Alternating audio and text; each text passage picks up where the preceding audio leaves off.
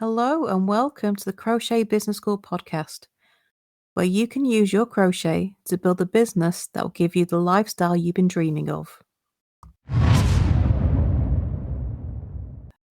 Have you ever heard the phrase, you get what you pay for? This applies to you and your business. Think about what your customers think of you when they first see your products.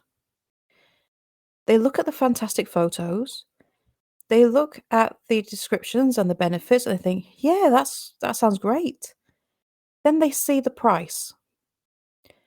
And that price will either make them think, oh, that's brand too expensive for me, I'll turn away. But they can also think, that's really cheap, there's a catch here, I'm going to walk on by. Because if your prices are too low, then you get what you pay for comes into play. It's like if you walk into the pound shop, the dollar store, you walk around and you see a kid's toy, and your kid's really pestering you for it. And you think about whether you're going to get it or not. Now, you're in a cheap budget shop. You don't expect that toy to last very long.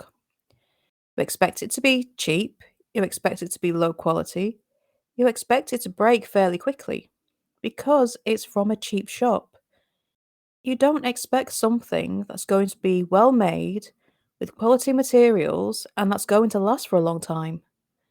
The price point of that shop does not give you that impression. And it's the same for your prices. Your prices can turn people away both because they're too expensive, but also because they're too low.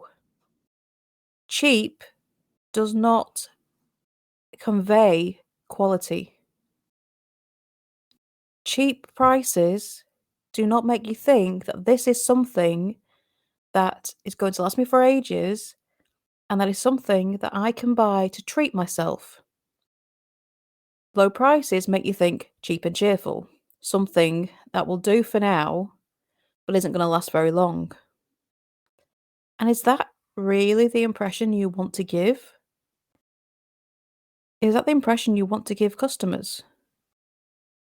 So, when deciding on what price you should set for your crochet, not only do you need to bear in mind that you can go too expensive for your target audience, but you can also price yourself too low and make them turn away because they think it's going to be a cheap piece of tat.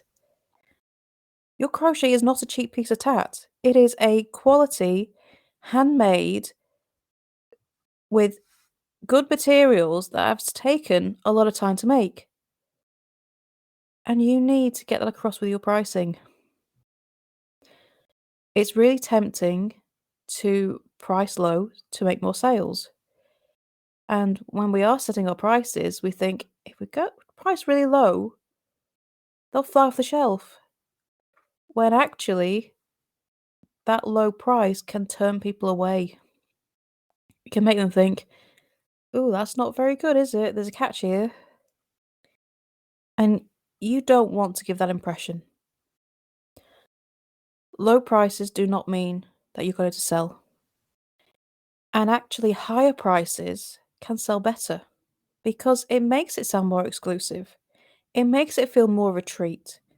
It makes it feel more special having the higher price. And if we're being honest, your prices are not the reason you're not making sales. But we turn to the pricing when we're struggling to sell because that little number is the easiest thing to change. Everything else takes a lot more work. But that little number is so easy to change. So take a look at your prices. Are you really earning what you need to earn? Have you lowered them lately because you're thinking that the cost of living crisis means no one can afford you anymore? That's not true. there are plenty of people with money, and you have to remember that your financial situation is not your customer's financial situation. So I would suggest raising your prices and keep shouting about the quality of your products, the exclusivity of them, the time and effort it takes to make them, the skill that goes into them, and value your crochet. Because if you don't value it, well, then why should a customer? So next time you are mulling over your prices, have a think about what your customers are going to think when they see that price. Are they going to think quality and skill? Or I think, well, you do get what you pay for, and that's a bit cheap. I would suggest it's better to have people walk away because they feel that you're too expensive for them than to have people walk away because your cheap prices make them think that you're not very good, which is not true. You are incredibly talented and you deserve to be respected as such. So don't think low prices mean sales, because that is not true, and have a rethink. Deciding on your prices can be one of the most anxiety inducing parts of selling any crochet product. We and ah over it, we let what others are selling for influence that number. But if you want to earn a decent profit from what you make, then you need to price properly. If you want some help with this and to understand how pricing works and how our customers perceive value and how to decide whether that what we are making is valuable enough for them to buy, then take a look at my masterclass on pricing for profit. It takes you through how to price your crochet properly. There is a spreadsheet you can use to calculate your prices.